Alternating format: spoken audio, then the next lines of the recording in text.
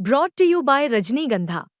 यूं ही नहीं ताज ताज बन जाता है, शिल्पकारों का हुनर और चुनिंदा संगमरमर ताज को नायाब बनाते हैं। कुछ ऐसे ही चुनिंदा जगहों से बस खास ही चुनकर लाता हूँ। कतरे कतरे को मैं हीरे सा परखता हूँ। यूं ही नहीं मैं रजनीगंधा बन जाता हूँ। और नीतीश कुमार का जो एज का फैक्टर है, उस एज के फैक्टर से भी वो प्रभावित होगा। उसके लिए एक मजाक का विषय है कि इस तरह का नेता है। प्रशांत किशोर चुनाव बहुत अच्छे से लड़ रहे हैं, बहुत बढ़िया से लड़ रहे हैं, और हम मुरीद हो गए जिस तरह से उन्होंने वो चुनाव लड़ने उतरे, जिस तरह से उन्होंने कैंपेन किया, पैदल चले, गाँव में गए। तो जो ये अन्य का वोट है, इस वोट का एक बड़ा हिस्सा प्रशांत किशोर के साथ जाएगा, जो किसी को न्यूट्रल वोट है। 8.5% निर्दलीय को वोट जाता है बिहार में। पिछली बार गया, उसके पहले 9.5% था, उसके पहले 14% वोट निर्दलीय को गया था। नमस्कार, बिहार तक के मंच पर आपका एक बार फिर बहुत बहुत स्वागत है। अब तक आपने बिहार तक के मंच पर देखे राजनेताओं की बात सुनी, पक्ष विपक्ष की बात सुनी। आज हम न्यूट्रल पर्सपेक्टिव से जानने की कोशिश करेंगे, देखेंगे बिहार चुनाव को। आज हमारे साथ मंच पर मौजूद हैं मेहमान, वरिष्ठ पत्रकार अजीत द्विवेदी जी। बहुत बहुत स्वागत है सर। धन्यवाद। पहला सवाल सीधा और स्पष्ट, 14 नवंबर के बाद कौन लेगा शपथ, नीतीश कुमार या तेजस्वी यादव? देखिए, अब इस सवाल का जवाब तो अभी बहुत सहज तरीके से नहीं दिया जा सकता, बड़े सरल तरीके से। ये इतना सरल मामला नहीं है। ऐसे अगर आप इस सवाल को दूसरे तरह से पूछती तो हम उसका जवाब दे सकते थे कि अगर इस तरह से कहें इस बात को, इसको दूसरे तरह से आर्टिकुलेट करें, फ्रेम करें, तो अभी के समय में एडवांटेज हमको एनडीए के लिए जो बीजेपी जेडीयू का जो गठबंधन है, उसका एडवांटेज दिख रहा है। और उसके कई कारण हैं जो आगे हम लोग डिस्कस कर लेंगे, लेकिन एडवांटेज एनडीए दिख रहा है कि एनडीए अभी आगे है। और इंडिया ब्लॉक कई मामलों में, चाहे राजनीतिक मामले हों, इलेक्टोरल मामला हो, पॉलिटिकल मामला हो, और एक वैसे भी अपोजिशन में होने के नाते जो उसको डिसएडवांटेज है आज के समय में। और पिछले कई वर्षों से, कई चुनावों से हम लोग लगातार देख रहे हैं कि सरकारों को हराना निरंतर लगातार मुश्किल होता जा रहा है। सरकारें आजकल हार नहीं रही हैं, बहुत कम सरकारें हार रही हैं। मतलब प्रो इनकम्बेंसी का दौर एक तरह से चल रहा है। तो इसकी वजह से भी जो तमाम योजनाएं आई और वो सब उसी संदर्भ में हम प्रो इनकम्बेंसी कह रहे हैं। तो एक तो प्रो इनकम्बेंसी, एक ब्रॉडर सोशल इक्वेशन और एक लीडरशिप का चेहरा जो है नीतीश कुमार और मोदी का, उसकी वजह से एडवांटेज एनडीए है। और इंडिया ब्लॉक अभी ये सारी चीज़ें लैक कर रहा है, पॉलिटिकली भी, इलेक्टोरल भी कई चीज़ें लैक कर रहे हैं, और अपोजिशन में होने का जो डिसएडवांटेज है, तो एनडीए अभी लीड कर रहा है। तो इससे आप ये कंक्लूजन ड्रॉ कर सकते हैं कि 14 तारीख के बाद नीतीश कुमार ही फिर से शपथ लेंगे। हालांकि बीजेपी के लोग, जवाब तो मिल गया हमें, ठीक है। लेकिन आप देखेंगे कि तेजस्वी यादव एक तरफ है, महागठबंधन एक तरफ है, लेकिन नीतीश कुमार आज बैंकों में पैसे ट्रांसफर कर रहे हैं। लोगों को उस पर भरोसा हो रहा है क्योंकि पैसा आ रहा है आज की डेट में। नीतीश कुमार, तेजस्वी यादव हो, हर घर जॉब का वादा कर रहे हैं, तमाम महिलाओं के लिए, युवाओं के लिए वादे कर रहे हैं। इसमें गेम चेंजर साबित होगा क्या? देखिए, अब हमने जो उसी का एक्सटेंशन है ये प्रो इनकम्बेंसी की जो हमने बात कही, तो उसके कई फैक्टर होते हैं। उसमें एक फैक्टर ये है कि 10,000 रुपये महिलाओं के खाते में, 1,21,00,000 महिलाओं के खाते में नीतीश कुमार की सरकार ने 10-10 हज़ार रुपये भेज दिए। वो पैसे चले गए उनके, ये अब दिवाली के ठीक पहले पैसे गए उनके खाते में। और ये जो उन्होंने ये इस तरह की तमाम योजनाएं, निधि गेम चेंजर ही हैं। अब चाहे लाडली बहना योजना हो जो शिवराज सिंह चौहान लेकर के आए, या माझी लड़की बहन योजना जो एकनाथ शिंदे लेकर के आए, या विपक्ष में रहते हुए छत्तीसगढ़ में जो महतारी बंधन की योजना आई, या पिछले साल झारखंड की सरकार लेकर के आई मैया सम्मान योजना। तो ये इस तरह की योजनाएं गेम चेंजर ही हो रही हैं। हमको कोई अपवाद के लिए भी नहीं दिख रहा है जहाँ कोई इस तरह की योजना फेल हो गई हो। और उसी तरह की एक योजना है नीतीश कुमार की, ये जो मुख्यमंत्री महिला उद्यमी योजना है, जिसके तहत 10,000 रुपये खाते में डाले गए हैं। और ये बाकी लोगों की तरह वन ऑफ स्कीम नहीं है कि आप एकदम आए कहीं आउट ऑफ द ब्लू, आप एकदम आए और आपने एक योजना वो अनाउंस कर दिया कि हम महिलाओं को देंगे। ये कॉन्टिन्यूटी है नीतीश कुमार की योजनाओं की। नीतीश कुमार इस देश के पहले लीडर हैं जिन्होंने वुमेन कॉन्स्टिट्यूएंसी, महिला वोटर की कॉन्स्टिट्यूएंसी को ग्रूम करना शुरू किया, जो डेवलप करना शुरू किया, उसको आइडेंटिफाई किया। 2005 में आकर के उन्होंने महिलाओं के लिए स्थानीय निकाय में 50% आरक्षण दिया। और वहाँ से आप शुरू करिए, लड़कियों को, जिन लड़कियों को उन्होंने साइकिल दिया स्कूल जाने के लिए, और उस पर पूरी दुनिया में रिसर्च रिसर्च हुए इस बात को लेकर के कि उससे जो अटेंडेंस कितना बढ़ गया और ड्रॉप आउट कितना कम हुआ, आज वो महिलाएं अपने घरों में हैं, गृहिणी हैं, उद्यमी हैं, जीविका दीदी हैं, उन्हीं को फिर 10,000 रुपये दे रहे हैं वो। तो ये एक कनेक्ट जो है वो एक बॉन्ड इस्टेब्लिश होने की बात है। शराबबंदी तक, पोशाक योजना हो, साइकिल योजना हो, शराबबंदी हो, जो डोमिसाइल की पॉलिसी है 35% आरक्षण महिलाओं के लिए, तो ये सब महिलाओं के लिए लगातार करते रहे, उसकी कॉन्टिन्यूटी में है ये। और महिलाओं का वोट बिहार में ऑलमोस्ट 5 से 6% ज़्यादा होता है पुरुषों के मुकाबले, 5 से 6% तक। पिछले 10 में कम था, फिर भी 3% का अंतर था। 54% पुरुष और 51% महिलाएं थीं, लेकिन ये 20 के चुनाव तक आते आते ये 5% का हो गया, 55% और 60% के करीब। तो ये एक ऐसे भी महिलाओं का वोट गेम चेंजर है, लेकिन ये इतना बड़ा गैप है बिहार में क्योंकि वो प्रवासी और प्रवासन के कारण है, पलायन के कारण है। पुरुष आमतौर पर बाहर हैं और वोट के लिए नहीं रह पाते हैं, तो इस वजह से भी महिलाओं का वोट ज़्यादा होता है। लेकिन वो एक जनरल उसका रुझान एनडीए की तरफ दिखता है, नीतीश कुमार की तरफ दिखता है। तो ये जो तमाम योजनाएं हुई, 10,000 रुपया देने की बात हो या सामाजिक सुरक्षा पेंशन बढ़ाया उन्होंने, 400 से 1100 कर दिया, जिसमें विधवाओं का भी है, दिव्यांगजनों का भी है, वो कर दिया, बिजली फ्री कर दी 125 यूनिट। तो ये तमाम इस तरह की योजनाएं हैं। लेकिन क्या ये सबसे बड़ा फैक्टर बन गया है अब बिहार चुनाव में? देखिए, अब एक इस सवाल पर हमको हम बार बार ये मिसाल देते हैं। हम 2018 का चुनाव कवर कर रहे थे मध्य प्रदेश में, बहुत एक्सटेंसिवली हमने 2018 का चुनाव कवर किया, क्योंकि उस समय राहुल गांधी सबसे एग्रेसिव अंदाज में कैंपेन कर रहे थे। चौकीदार चोर है का नारा दे करके वो उस समय चुनाव लड़ रहे थे। और मध्य प्रदेश में 12 साल से शिवराज सिंह चौहान मुख्यमंत्री थे और 15 साल से भारतीय जनता पार्टी की सरकार थी। तो हम जहाँ भी गए, बुंदेलखंड के इलाके में भी गए, विदिशा के इलाके में भी गए, भोपाल का इलाका हो, सागर, हमने सब जगह देखा लोगों में लोग आलोचना करते थे शिवराज सिंह चौहान की, लेकिन ऐसा गुस्सा नहीं था कि इनको उखाड़ फेंकना है, इनको हटा ही देना है इस बार। तो ये जो एक वोटर्स फटीग जिसको बोलते हैं, ऊब और थकान जिसको बोलते हैं, वो देखा हमने और वो रिजल्ट में रिफ्लेक्ट किया। कांग्रेस जीती वहां 15 साल के बाद, लेकिन सिर्फ 114 सीटें आई 230 में से कांग्रेस को, और बीजेपी हारी तब भी उसको 109 सीटें आई। इसी की वजह से बाद में ऑपरेशन लोटस हो गया, इतनी आसानी से हो गया। उसी तरह का माहौल हमको बिहार में दिख रहा है। नीतीश कुमार के खिलाफ कोई ऐसा एंगर, ऐसा गुस्सा नहीं है कि उनको उखाड़ फेंकना है, हटा ही देना है।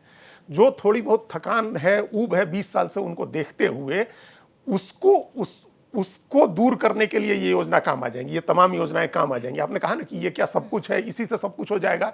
अगर बहुत गुस्सा होता, एंगर होता, उनको उखाड़ फेंकने की भावना होती, तब ये काम नहीं आती ये चीजें, लेकिन वो नहीं है, इसलिए ये योजना अभी काम करती दिख रही है। सर, लेकिन एक सवाल जैसे ये है कि लोग कह रहे हैं कि तेजस्वी यादव एक युवा चेहरा है, और जिस तरीके से महिला वोटर्स, आपने बड़ा अच्छा बताया कि कैसे जिन बच्चियों को साइकिल दिया नीतीश कुमार ने, आज वो महिलाएं हैं तो उनके खाते में 10,000 जा रहा है और इसकी बड़ी चर्चा है। लेकिन जो तेजस्वी यादव का वादा है, नौकरी देने का वादा, संभवतः सर ये पहला चुनाव होने जा रहा है जिसमें ये कहा जा रहा है कि पहले तो रोजगार गारंटी मनरेगा कांग्रेस ने दिया था, लेकिन पहली बार है कि जॉब गारंटी कोई सरकार ऑफर कर रही है। जो बिहार माइग्रेशन से इतना प्रभावित है कि पूरा उठ के महानगरों को बनाने में पीढ़ियां खप गई बिहार की, उसको ये वादा अपील नहीं करेगा कि उसके घर के बच्चों को नौकरी देगी, और वो भी सरकारी नौकरी का वादा? देखिए, ये कल मतलब उन्होंने जिस समय अनाउंस किया तेजस्वी यादव ने, उसके बाद से इसकी बात की बड़ी चर्चा हो रही है कि उन्होंने कहा है कि हम हर घर को एक सरकारी नौकरी देंगे। तो इसका अलग अलग तरीके से जो जिसको छिद्रान्वेषण कहते हैं वो हो चुका है। तमाम चीजें लोग उसकी आलोचना कर चुके हैं, कहाँ से पैसे आएंगे। भाई 3 करोड़ परिवार है, मान लीजिए 2 करोड़ 78 लाख ऑफिशियली, जो जिस दिन महिला उद्यमी योजना की बात हुई उस दिन वित्त मंत्री सम्राट चौधरी ने, उप मुख्यमंत्री जो है, उन्होंने कहा कि 2 करोड़ 78 लाख परिवार है, उसमें से 23 लाख लोग, 24 लाख लोग अभी सरकारी नौकरी में है। हम मान लें कि उतने को मान लें कि हर परिवार से एक ही व्यक्ति है, तब भी 2.5 करोड़ से ज्यादा परिवार है, और हर परिवार से एक व्यक्ति को रोजगार देने का मतलब 2.5 करोड़ आदमी को आप रोजगार दीजिएगा। तो क्या रोजगार, क्या आप जॉब दीजिएगा? आपने भी ठीक शब्द यूज किया कि जॉब देंगे, हम नौकरी देंगे, सरकारी नौकरी। तो 12 करोड़ की आबादी में बच्चों को, महिलाओं को छांट दें, जो चुनाव आयोग का आंकड़ा है, वोटर जो हैं वो 7 करोड़ 42 लाख हैं। तो 7 करोड़ 42 लाख में से आप 2.5 करोड़ को अगर आप सरकारी नौकरी दे देंगे, हर 3 में से 2 एक आदमी को आप सरकारी नौकरी दे देंगे, तो कैसे देंगे और क्या नौकरी देंगे आप? ऐसा तो नहीं हो सकता है ना कि एक ग्लोबल रेशो है बहुत बढ़िया कि 20 बच्चों पर एक टीचर होना चाहिए। आप क्या 2 बच्चों पर एक टीचर बहाल कर देंगे? कितने टीचर बहाल करेंगे, कितने प्रोफेसर, कितने डॉक्टर? चपरासी ही देने, मान लीजिए बिहार में तो सबसे कम शिक्षा का स्तर है अभी, मैट्रिकुलेशन पास हम 50% आबादी उसमें होगी, तो उसको चपरासी की ही नौकरी आप दे सकते हैं, तो कितना चपरासी बहाल कर देंगे आप? 3 करोड़ आदमी 2.5 करोड़ आदमी को आप बैठाएंगे कहाँ? उनका इंफ्रास्ट्रक्चर कहाँ है? आपके पास कौन सी बिल्डिंग है जहाँ आप देंगे? उनके लिए कुर्सी टेबल खरीदने में तो हालत खराब हो जाए, वेतन तो छोड़ दीजिए। तो ये एक ऐसी बात थी जिस बात को लेकर के आप कन्विंस नहीं कर पाए लोगों को। ये बहुत अच्छी बात है, ये बड़ी आप बात बड़ी कही आपने, लेकिन कन्विंसिंग भी तो लगनी चाहिए। कन्विंसिंग नहीं लग रही है, इसलिए आज देखिए कि उस खबर के तुरंत अगले दिन की अखबार आप उठा करके देखिए, कहीं खबर है क्या? ये नहीं है कि बायस की वजह से है, तेजस्वी की खबरें हैं, दूसरी बड़ी खबरें हैं तेजस्वी यादव की, लेकिन ये खबर नहीं है, क्योंकि सबने कहा कि ये कोई बहुत सीरियस वादा नहीं है। एक बात तो ये है। दूसरी बात यह है कि ये अभी तक हमने किसी के मुंह से सुना नहीं जब हम लोग ये बात कर रहे हैं, लेकिन ये सिक्किम के मुख्यमंत्री पवन कुमार चामलिंग ने सबसे पहले इसका वादा किया था। और करा भी था, बहुत लोगों को सरकारी नौकरी दी भी थी। वहाँ सबसे ज्यादा आबादी के अनुपात में सबसे ज्यादा सरकारी नौकरी सिक्किम में है जी। तो पवन कुमार चामलिंग ने 2019 के चुनाव के पहले कहा कि हम हर घर को एक सरकारी नौकरी देंगे। इस बार अगर हम जीतेंगे, वह व्यक्ति जो 32 साल से मुख्यमंत्री था, उसने कहा कि यह चुनाव जीतेंगे तो हर घर को एक सरकारी नौकरी देंगे। और वो चूंकि मुख्यमंत्री थे, उनके पास हर परिवार का डाटा था, तो हर परिवार के बेरोजगार व्यक्ति के नाम से उन्होंने अपॉइंटमेंट लेटर टाइप करवा दिया। और ये अपनी सभाओं में दिखाते थे कि ये देखिए, ये आपका अपॉइंटमेंट लेटर हमने टाइप करा के रखा हुआ है, आप हमको वोट दीजिए और हम आपको सरकारी नौकरी देंगे। और उसके बाद चुनाव हार गए। अपॉइंटमेंट लेटर टाइप किया हुआ था उन्होंने, सरकार में थे 32 साल से, अच्छे मुख्यमंत्री थे, सबसे ज्यादा समय मुख्यमंत्री रहने का रिकॉर्ड है। सर, लेकिन बिहार तो एक जटिल प्रदेश है ना। सिक्किम तो मान लीजिए कि राजनीतिक रूप से अगर देखा जाए तो जातिगत व्यवस्था में जिस तरीके से बटा हुआ बिहार है। और नीतीश कुमार की यात्रा पर भी आपसे एक सवाल है। नीतीश कुमार की जिस तरह से हम लोग अभी बात कर रहे हैं, नीतीश कुमार 2005 वाले नीतीश कुमार तो रहे नहीं ना, ये 2025 वाले नीतीश कुमार के बारे में बात हो रही है। नीतीश कुमार की यात्रा में भी जेडीयू अब कोई ऊपर बढ़ता हुआ ग्राफ नहीं है सर, जेडीयू का ग्राफ भी नीचे गिरा है, लेकिन तेजस्वी यादव ने आरजेडी का ग्राफ ऊपर बढ़ाया है। तो क्या ये नहीं लग रहा है कि आगामी ये तो नीतीश का सपोर्टर भी सोच रहा होगा ना सर कि चुनाव से 1 महीने पहले आपको याद आया 10,000 रुपये देने का, आपको 5 साल से याद नहीं था इस बात का। तो ये सवाल तो छिद्रान्वेषण तो नीतीश की भी योजनाओं का हो रहा होगा। बिल्कुल हो ही रहा है। वो पहले जो वो बात पूरी नहीं हुई थी, तो उन्होंने क्या किया, जब चुनाव हार गए पवन चामलिंग, तो उन्होंने जो अपॉइंटमेंट लेटर टाइप कराए थे वो उन्होंने डिस्पैच करा दिए, पोस्ट से सबके घरों पर भिजवा दिया। अब आप सोचिए कि जो नई सरकार आई उसके लिए कितना बड़ा सिरदर्द किया उन्होंने। उनको समझाते समझाते उनकी हालत खराब हो गई। जो प्रेम सिंह तमांग गोले जो मुख्यमंत्री बने उसके बाद कि भाई कैसे हम समझाएं कि ये वो तो हार गए और उन्होंने डिस्पैच कर दिया। तो वो सब वहाँ आप देख ही रहे हैं क्या हुआ उसके बाद। वो नहीं, उसका उस तरह का असर नहीं होगा। हम देख रहे हैं बिहार में भी जो एक्सपेक्ट कर रहे हैं, जो इम्पैक्ट एक्सपेक्ट कर रहे हैं, वो नहीं होगा। अब आइए नीतीश कुमार की योजना का हमने इसलिए पहले ही कह दिया अमीश की ये कंटिन्यूटी में है। नीतीश कुमार की योजना महिलाओं को एम्पावर करने के जो प्रयास करते रहे हैं बरसों से, उसकी कंटिन्यूटी में है ये योजना। ये उनके 50% आरक्षण की कंटिन्यूटी है, साइकिल की कंटिन्यूटी है, पोशाक की कंटिन्यूटी है, शराबबंदी की कंटिन्यूटी है। वो उन्होंने जो 35% डोमिसाइल में जो महिलाओं को करने की है, इस सब की कंटिन्यूटी में है ये योजना। ये वन ऑफ स्कीम नहीं है। और उसके बाद भी उन्होंने कहा है कि आपका अगर प्रस्ताव हमको पसंद आया, उद्यम आप जो ऑफर लेकर के आएंगे वो पसंद आता है, तो आपको 2 लाख रुपए और दिए जाएंगे। तो अब इस पर भी लोग कह रहे हैं कि 10,000 में क्या योजना शुरू होगी। अभी 5 दिन पहले कर्नाटक की या आंध्र प्रदेश की एक महिला की कहानी छपी थी कि उसने 10,000 से उद्यम शुरू किया, फूड का वेंचर, और 35 लाख रुपए का टर्नओवर है। तो ये हो सकता है। और हम ये नहीं कह रहे कि आप 2-2.5 करोड़ लोगों को देंगे, अगर उसमें से अगर 10% भी मेटलाइज करता है, 10% महिलाएं भी उद्यमी बन जाती हैं अगर 2.5 करोड़ में से, या अभी 1 करोड़ 21 लाख को दिया है, तो आप समझिए कितने लोगों का जीवन बदल देंगे आप। तो ये सवाल उठेगा, लेकिन उठा ही रहे हैं अपोजिशन के लोग कि आपने कैसे, आप पहले कहते थे कि बिजली फ्री नहीं करेंगे, आपने कर दिया। भाई विधानसभा में नीतीश कुमार ने कहा था कि हम एक चीज फ्री नहीं देंगे, डांट के चुप करा दिया लोगों को जो बिजली फ्री मांग रहे थे, लेकिन फिर बिजली फ्री दी। तो ये नीतीश कुमार की योजनाएं नहीं है। ये कहने में कोई हिचक नहीं है अमीश की ये योजनाएं सारी भारतीय जनता पार्टी की है। नीतीश कुमार कभी फ्री बीज के और ये इस तरह की चीजें जिनको प्रधानमंत्री ने कोट अनकोट मुफ्त की रेवड़ी कहा था, उसमें यकीन नहीं करते थे। वो उनका था कि हम एम्पावर करेंगे। तो ये एम्पावरमेंट से आगे बढ़ के चीजें हैं। तो वो उनकी योजना नहीं है, भारतीय जनता पार्टी की योजना है। और हमने जैसे पहले कहा कि अगर लाडली बहना योजना शिवराज सिंह चौहान 2018 में ले आए रहते तो उस समय भी जीत जाते, उस समय भी नहीं हारते।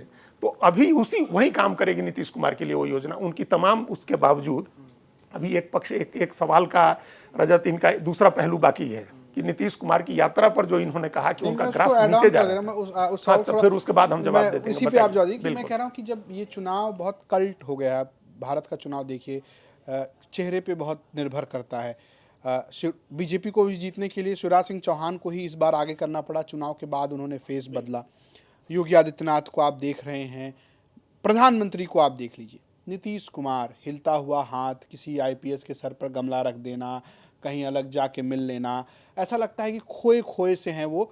और आप एक उदाहरण देखिए हाल के चुनाव में, जब नवीन पटनायक के हिलते हुए हाथ, तो ये ऐसा नहीं लगता क्यों लोग उनको चुनेंगे बतौर नेता? मेरा सवाल है, क्या जनता को ऐसा मुख्यमंत्री सहज लग रहा है, जिसके सामने दूसरा मुख्यमंत्री है जो बहुत यंग कैंडिडेट दो और हैं, प्रशांत किशोर और तेजस्वी, जो प्रशांत किशोर पे सवाल मैं लूंगा, लेकिन उसके बाद इस पे पूछ रहा हूँ, पहले नीतीश पे ही बात कर रहा हूँ कि वो जो उनका बॉडी लैंग्वेज है, जो यात्रा है, अब वो नीतीश नहीं रहे।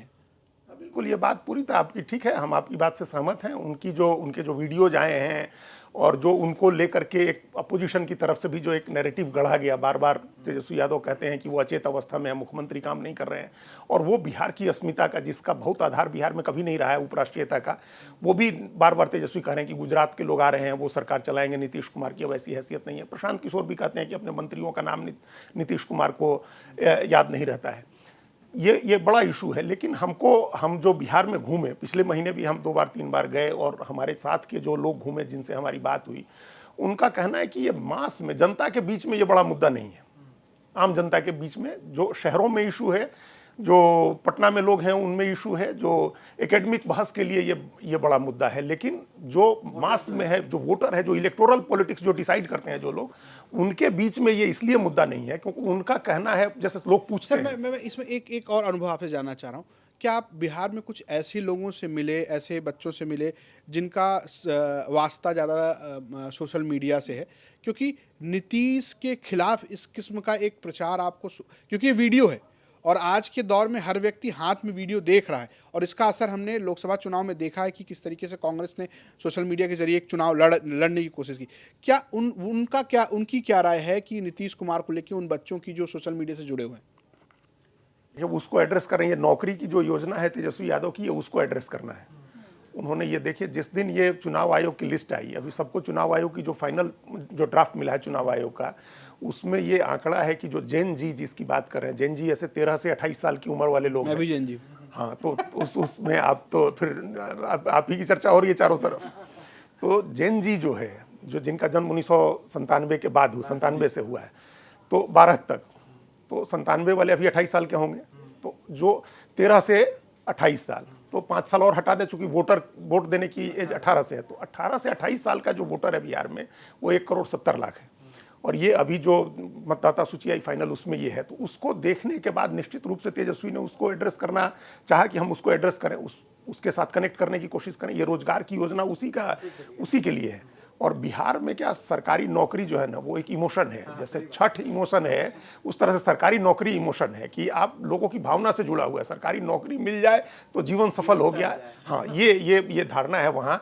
और हम बार बार कहते हैं लोगों से कि वहाँ 2 ही चीज़ों की कीमत बढ़ती है रजत, एक जमीन की और एक सरकारी नौकरी वाले दूल्हे की, 2 ही लोगों की कीमत बढ़ती है। तो सरकारी नौकरी मिल जाए, ये अल्टीमेट उन लोगों का गोल होता है बिहार के लोगों का। तो वो उस इमोशन से को ऐसे भी कहें कि खेलने की कोशिश की है इन्होंने, तेजस्वी यादव ने, उस इमोशन को भड़काने की, कि उस वर्ग में, अगर उन नौजवानों में ये भावना आ जाए कि भाई सरकारी नौकरी दे रहा है, कैसी भी सरकारी नौकरी दे रहा है, जो पहले कहा आपने, निधि ने कहा कि 10,000 12,000 जो बाहर पलायन के लिए जो लोग गए हैं, 10,000 12,000 रुपए की नौकरी कर रहे हैं, अगर उनको किसी तरह की नौकरी, उसी ब्रैकेट की नौकरी अगर मिल जाए, तो उनको तो अच्छा है कि आप बाहर रहें, उससे बढ़िया अपने गांव में रहें और वहां रह के अपना भी काम करें। तो वो निश्चित रूप से इससे भी प्रभावित होगा। और नीतीश कुमार का जो एज का फैक्टर है, उस एज के फैक्टर से भी वो प्रभावित होगा। उसके लिए एक मजाक का विषय है कि इस तरह का नेता है। वो नहीं कल्पना करता, वो तो कल्पना करता है, सोचता है कि सब आदमी जो है बड़ा चाक चौबंद हो, स्मार्ट हो, और जैसे प्रशांत किशोर चल रहे हैं वहाँ उस तरह का, स्कूबा डाइविंग कर रहा हो, रेसलिंग करता हो, डोले सोले बना रखे हो उसने, तो उस तरह का नेता उसको पसंद करता है। उसको निश्चित रूप से नीतीश कुमार को देख करके कोई बहुत उत्साह नहीं जगता होगा उसके मन में। क्या प्रशांत, एक मैं इसमें क्या प्रशांत यात्रा पीके बताएंगे सर, और यात्रा नीतीश वाली यात्रा वाला अधूरा है कि नीतीश की जेडीयू की एक यात्रा जो कि अब आगे बढ़ते हुए नजर नहीं आ रही है, मतलब नीतीश किसी नई ऊंचाई पर पहुंचाते नजर नहीं आ रहे हैं जेडीयू को। मेरा मूल सवाल ये था। ये सवाल आपका ठीक है, लेकिन अगर सिर्फ आंकड़ों की बात करेंगे तो सबके आंकड़े उसी के आसपास हैं। भाई जो आरजेडी का सबसे बढ़िया परफॉर्मेंस है, हम पिछले 25 साल की बात कर रहे हैं, जो सबसे बढ़िया परफॉर्मेंस है वो 24% वोट का है, और नीतीश कुमार का जो सबसे बढ़िया परफॉर्मेंस है वो 23% का है। यही है ना, दोनों का एक 24% का परफॉर्मेंस उनका है और 23% का परफॉर्मेंस इनका है, और वर्स्ट परफॉर्मेंस नीतीश कुमार का 15% का है, तेजस्वी यादव का 18% का है। तो ये कोई बड़ा गैप नहीं है, दोनों के वर्स्ट परफॉर्मेंस में 2 से 2.5% का फर्क है, दोनों के बेस्ट परफॉर्मेंस में 1% का फर्क है। तो ये इसलिए होता है कि जब बेस्ट परफॉर्म किया आरजेडी ने तो उस समय वो 68 सीटों पर, ये मतलब ज़्यादा सीटों पर लड़ी थी। नीतीश कुमार ने जब बढ़िया परफॉर्म किया तो उस समय भी वो 143 सीटों पर लड़े थे। तो ऐसे जो ज़्यादा सीटों पर जब लड़े तो आप 23% 24% पर पहुँच गए, कम सीटों पर लड़े तो आप 15% 16% और 18% पर है। तो इसी के इर्द गिर्द, इसी के बीच सब लोग, सारी पार्टियां घूम रही हैं, और इसका कारण ये है कि कोई भी पार्टी पिछले 25 साल में 243 सीट नहीं लड़ती है, एक बात तो ये है, और कोई भी पार्टी इस अकेले बहुमत के लिए नहीं लड़ती है। तो सबको समीकरण बना करके ही लड़ना है। जैसे तेजस्वी यादव पिछली बार 144 सीट लड़े थे, इस बार भी उसी के आसपास लड़ेंगे, कम लड़ेंगे। तो number of votes, percentage of votes के हिसाब से आप देखेंगे तो ऊपर नीचे नीतीश कुमार कर रहे हैं 16% से लेकर 23% तक, और तेजस्वी यादव 18% से 24% के बीच में कर रहे हैं। वो जो उसी के कंटिन्यूटी में हम कह दें, जो रजत ने सवाल किया कि जो नौजवान है उसके मन में उत्साह नहीं आ रहा होगा नीतीश कुमार को देख करके, उसको लग रहा होगा कि हमारे पास कोई बढ़िया विकल्प आए, अच्छा विकल्प आए, और उसने, वो वर्ग ऐसा है उसमें जो पहली बार के वोटर है 14 लाख, जो 18-19 साल जो पहली बार वोट डालेंगे, उनको तो कोई स्मृति नहीं है 2005 के पहले की, उनका तो जन्म ही उसके बाद हुआ है।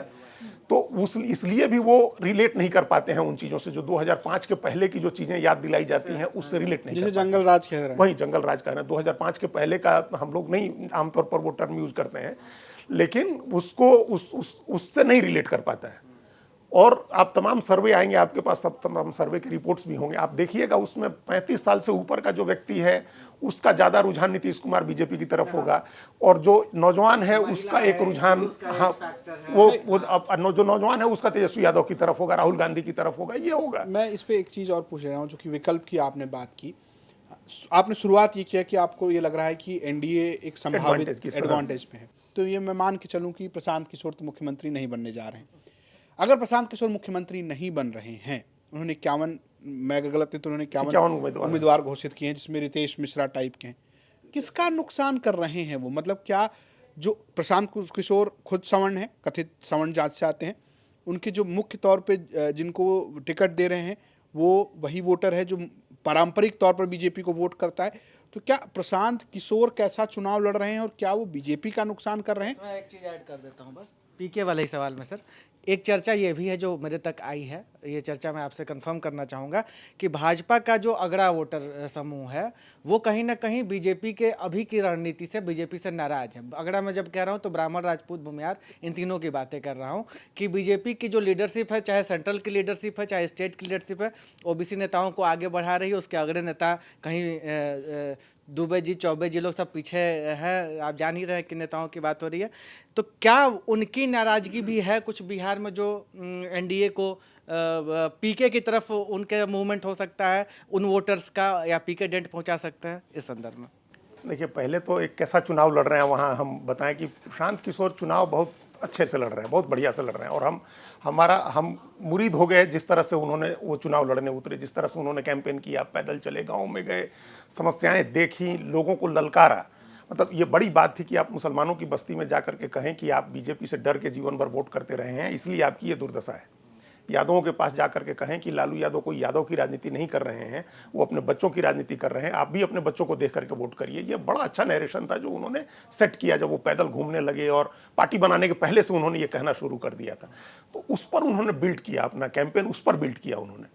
अब हाल के दिनों में आकर के उन्होंने उसको छोड़ दिया, और वो करप्शन के खिलाफ क्रूसेडर बन गए। एंटी करप्शन का क्रूसेड उन्होंने छेड़ दिया कि ये लूट रहा है, वो लूट रहा है। आपने जेडीयू के एक मंत्री के लिए कहा कि इन्होंने बड़ी संपत्ति बना ली, लेकिन नीतीश कुमार ईमानदार है, तो फिर ये कैंपेन कैसे काम करेगा? इंडिविजुअल के खिलाफ तो काम कर सकता है, लेकिन गवर्नमेंट के खिलाफ आप जो नरेशन बनाना चाहेंगे वो नहीं बन पाता है।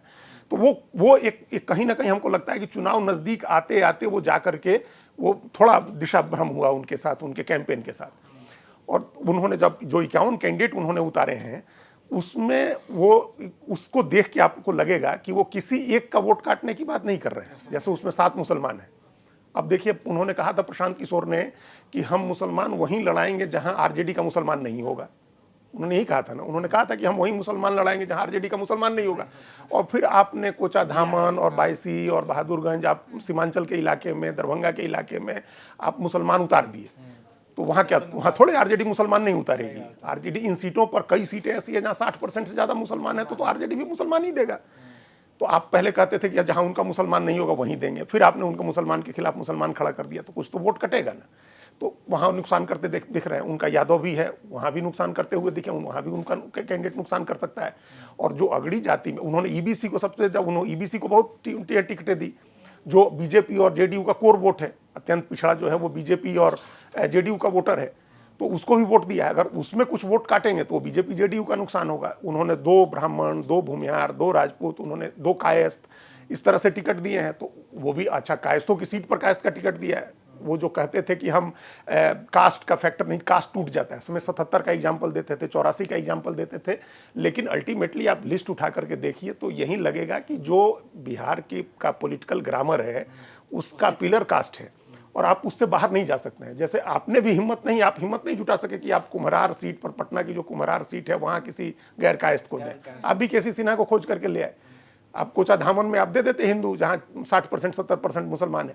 तो आप नहीं, आप उसी कास्ट डायनेमिक्स में प्ले कर रहे हैं जिस कास्ट डायनेमिक्स में सबको प्ले करना है। तो उस तरह से आप जब इन कैंडिडेट्स को देखेंगे तो लगेगा कि दोनों का वोट काटेंगे। कितना काटेंगे, आधा %, 1%, 2%, वो अलग बात है। वो वोट काटेंगे, एक वोट उनको आएगा, निश्चित रूप से अच्छा वोट आएगा। वो वोट अन्य का होगा। बिहार में एक अन्य की कॉन्स्टिट्यूएंसी है, आप लोगों ने भी देखा ही होगा कि अन्य की कॉन्स्टिट्यूएंसी, और ये बड़ा रेशियो आ रहा है हमेशा। हाँ। और ये राजस्थान का फिनोमेना दूसरा और देश में हमको कहीं नहीं मिलता है। जैसे आप दिल्ली का चुनाव देखिए, 90% वोट बीजेपी और आप में बटे थे। हरियाणा में तो 93% वोट बीजेपी और कांग्रेस में थे। उत्तर प्रदेश में एकदम आमने सामने का गठबंधन का चुनाव होगा। बिहार में गठबंधन होने के बावजूद कभी भी दोनों गठबंधनों को 80% से ज्यादा वोट नहीं आया है, कभी नहीं आया है। जब 206 सीटें एनडीए ने जीती थी तभी उनको 39% वोट था, और 24% वोट अन्य को गया था। तब कांग्रेस अलग लड़ रही थी, 15 में कोई अलग नहीं लड़ रहा था, कोई बड़ी ताकत अलग नहीं लड़ रही थी, फिर भी 80% ही वोट आया, 78% ही वोट आया दोनों गठबंधनों को। तो जो ये अन्य का वोट है, इस वोट का एक बड़ा हिस्सा प्रशांत किशोर के साथ जाएगा, जो किसी को न्यूट्रल वोट है। 8.5% निर्दलीय को वोट जाता है बिहार में, पिछली बार गया, उसके पहले 9.5% था, उसके पहले 14% वोट निर्दलीय को गया था। तो उसका वोट एक प्रशांत किशोर लेंगे, वो ठीक ठाक वोट होगा जो उनको आ जाएगा। और फिर दोनों गठबंधनों का कुछ कुछ वोट जो कैंडिडेट से आएगा। हमारी एक थ्योरी, हम प्रोग्राम से पहले हम इसके साथ डिस्कस कर रहे थे कि बिहार में अब कास्ट की थोक जो दुकानदारी होती थी वो बंद है, अब खुदरा दुकानें हैं, और हर जाति इतना इसको नीतीश कुमार ने इतना फ्रेगमेंटेड उसको कर दिया कास्ट को। जाति गणना के बाद बिहार में कोई जाति नहीं, अब सिर्फ 3 जातियां हैं जिनकी आबादी 5% से ज्यादा है, सिर्फ 3 जातियां हैं। 200 से 300 से ज्यादा जातियां, उसमें 2 ही हैं जिनका 5% से ज्यादा वोट है। और अत्यंत पिछड़ा जिसकी 36% आबादी है, उसमें सिर्फ 2 ही जाति है जिसका 2% से ज्यादा वोट है। 80 जातियां ऐसी हैं जिसका 0.20% वोट है। हाँ, वो सारी जातियां कंपीट कर रही हैं। तो वो जब सारी जातियां कंपीट कर रही हैं उनके, और इतना फ्रेगमेंटेशन है इसमें कास्ट का, तो उसमें आपको ये कॉमन एजेंडा बनाना या कॉमन उस करके आप चुनाव नहीं ले जा सकते हैं किसी एक नैरेटिव पर चुनाव को। और ये नीतीश कुमार ने इसलिए किया क्योंकि इन तमाम जातियों के नेता एक चुनाव में नहीं मर्ज कर सकते हैं, और जब तक नेता नहीं मर्ज करेगा तब तक नीतीश कुमार नेता है, क्योंकि वो उन्होंने अपने उस हिसाब से बना रखा। आते आते उन्होंने कर्पूरी ठाकुर के फॉर्मूले पर ये कर दिया कि ये पिछड़ा है और ये अत्यंत पिछड़ा है, ये दलित है, ये महादलित है। ये आते आते उन्होंने कर दिया था। और फिर दलित छोड़ दो, महादलित हमारे साथ, पिछड़ा छोड़ दो, गैर यादव पिछड़ा भी और अत्यंत पिछड़ा हमारे साथ, तो और उसके नेता नीतीश कुमार। तो ये उनका ये भी स्ट्रेंथ है। सोशल इक्वेशन में भी हम लोग गवर्नमेंट वाला पक्ष तो डिस्कस कर चुके हैं, ये उनका एक उनका जो सोशल इंजीनियरिंग है वो भी एक स्ट्रेंथ है नीतीश कुमार का। तो प्रशांत किशोर की जो हम लोग बात कर रहे थे, और अमिश ने भी कहा, आपने भी कहा, तो वो कैंपेन उनका अच्छा था, उनके कैंडिडेट सारे बहुत अच्छे हैं। लेकिन एक तो क्या, चुनाव नज़दीक आते आते एक तो उनका कैंपेन थोड़ा डाइवर्ट हो गया, दूसरी तरफ चला गया, क्रूसेड के लिए चला गया। और दूसरी बात हो गई कि वो कैंडिडेट ऐसा खोजने लगे जो अपने दम से कुछ वोट ले आ सके। हमने हर कॉन्स्टिट्यूएंसी में जो है आपने 10-10 लोगों से आवेदन मंगाए कि 20-20 हज़ार रुपया, 21-21 हज़ार रुपया दीजिए और आवेदन दीजिए टिकट के लिए। मान लीजिए 10 लोगों ने आवेदन किया और आप उन 10 को छोड़ करके आप 11वें आदमी को अगर टिकट दे रहे हैं तो ये बड़ा अनडेमोक्रेटिक है। आरोप लगे हैं। आरोप लगे हैं तो वो 10 लोग, हाँ वो 10 लोग नाराज होंगे ना, उन 10 में से दिए रहते तो नहीं होती नाराजगी।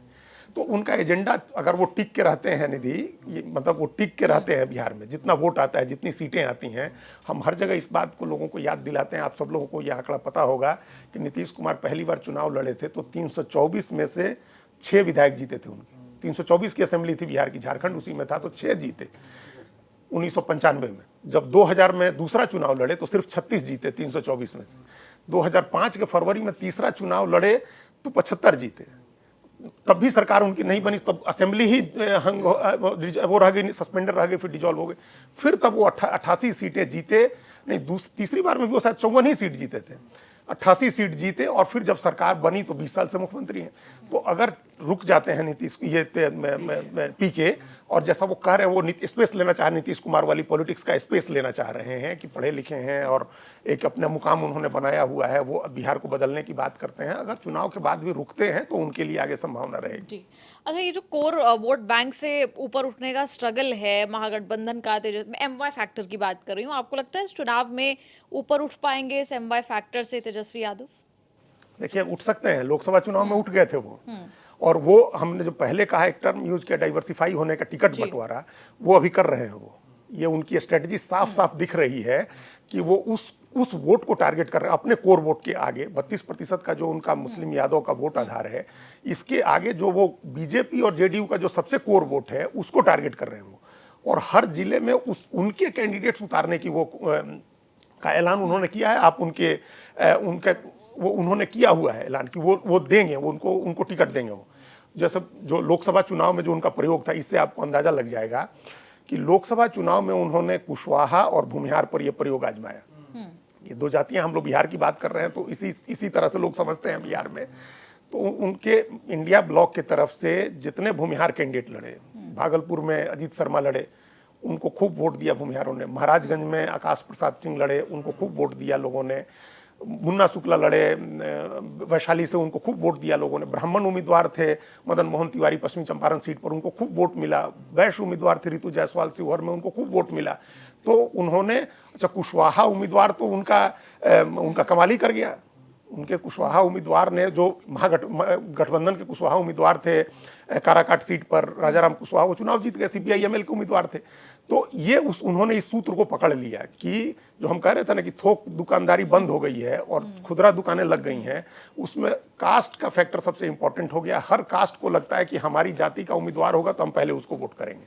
इस बात को पकड़ा है तेजस्वी यादव ने। वो इन मास नहीं ले जा पाएंगे। इन मास अगर हम लोग कहें कि अपने 32% में कुछ वोट तोड़ के जोड़ लेंगे तो वैसा नहीं होगा, लेकिन कैंडिडेट के हिसाब से उनको एडवांटेज मिलने वाला है। कैंडिडेट जहां वो देंगे जो एनडीए के कोर वोट वाले कैंडिडेट हैं, जिसमें हम 2 कास्ट का नाम ले रहे हैं, कुशवाहा मतलब कोयरी और भूमिहार, इसके अलावा राजपूत भी होंगे, मुसलमान भी होंगे, मुसलमान का नाम ये वैश्य भी होंगे। इन सबको जहां वो टिकट देंगे वहां उनको इसका वोट मिलेगा, ये उनमें ऐड होगा। लेकिन जहां एनडीए यादव कैंडिडेट उतारेगा वहां उसको भी वोट मिलेगा, उसको भी वोट मिलता रहा है। और नीतीश कुमार हमेशा ये दावा करते हैं कि हम अपना यादव उतार करके तो लालू यादव को हरवा देते हैं, दूसरा यादव छोड़ दीजिए। उन्होंने हरवाया हुआ है, रंजन यादव से पाटलिपुत्र में हरवाया लालू यादव को, और शरद यादव से मधेपुरा में हरवाया, और रामकृपाल यादव 2 बार हराए मीसा भारती को। तो वो भी जहां यादव देंगे, ये डाइवर्सिफाई हुआ है या थोक की दुकानें बंद हुई हैं, तो ऐसा नहीं है कि दूसरी जातियों की हुई हैं, सिर्फ यादव की भी हुई हैं। यादव कैंडिडेट भी अगर एनडीए का होगा तो उसको वोट मिलेगा। वैसे ही अगर कुशवाहा कैंडिडेट होगा तेजस्वी यादव का, भूमिहार कैंडिडेट होगा तेजस्वी यादव का, वैश्य कैंडिडेट होगा तेजस्वी यादव का, तो उसको भी वोट मिलेगा। अपनी जाति का वोट वो पाएगा। हाँ जी। अच्छा, आखिरी सवाल, मार्केट में बहुत ओपिनियन पोल घूम रहे हैं, आपका अपना पोल क्या कह रहा है? क्या कोई सीटों को लेकर प्रेडिक्शन आप देना चाहेंगे? क्या आकलन के है आपका? नहीं, हमने अभी नहीं किया है, इसलिए सीटों को लेकर के हमारा कोई ओपिनियन पोल अभी नहीं है। एडवांटेज हमने बता दिया है। और एक बात आपको हम ये अभी कहने की स्थिति में है, अभी हम नहीं कह रहे हैं कि ये पक्का है। सबके ओपिनियन पोल भी बदलेंगे। एग्जिट पोल में हो सकता है कि ओपिनियन पोल से बिल्कुल अलग रिजल्ट आए और फाइनल रिजल्ट उससे बिल्कुल ही अलग हो। ठीक है ना? तो हम रूढ़ नहीं करते, अपने को भी किसी मामले में ऐसा नहीं करते कि हमने कह दिया तो अब हम इसको कैसे बदलें, हम तो कह दिए। हम तो महात्मा गांधी को मानने वाले आदमी हैं और उन्होंने कहा था कि अगर एक ही मुद्दे पर हमारी दो राय है तो हमारी बाद वाली राय को माना जाए। ठीक है ना? तो हम अभी आपको ये कह रहे हैं कि जो चिराग पासवान का झगड़ा था टिकट के बंटवारे को लेकर के, वो इस वजह से था कि अच्छी सीटें जो होती हैं एनडीए की, वो जेडीयू और बीजेपी ने बांट ली है। 170 सीटें उन्होंने जो अच्छी सीटें थी ए ग्रेड की, वो बांट ली। और उनकी कोशिश है कि हम इसमें से कम 140 सीट जीत जाएं ताकि जेडीयू बीजेपी को ही बहुमत से ज्यादा सीटें आ जाएं। तो हमको लगता है कि ये स्ट्रेटजी उनकी काफी हद तक सही है। वो बहुमत के नजदीक जेडीयू बीजेपी दोनों रहेंगे। बाकी एलआई पार्टनर कहाँ हैं वो अलग चीज है, वो नहीं रह पाएंगे। वो उनके साथ नहीं, मतलब नहीं भी हो तब भी उनका बहुमत हो जाएगा। हो सकता है कि उनका बहुमत हो जाए। और महागठबंधन भी पिछली बार वाला जो उनका परफॉर्मेंस है 110 का, वो शायद वहां तक नहीं पहुंच रहे हैं, क्योंकि वो उसके नीचे ही रह रहे हैं। अगर 3 डिजिट में पहुंचे तो बड़ी बात होगी। जी, द्विवेदी साहब बहुत बहुत शुक्रिया। बहुत लंबी तफसीली बातचीत हुई यहाँ पर मंच पर, बिहार तक के मंच पर। अगली बार एक नए मेहमान से मुलाकात होगी, तब तक के लिए देखते रहिए बिहार तक।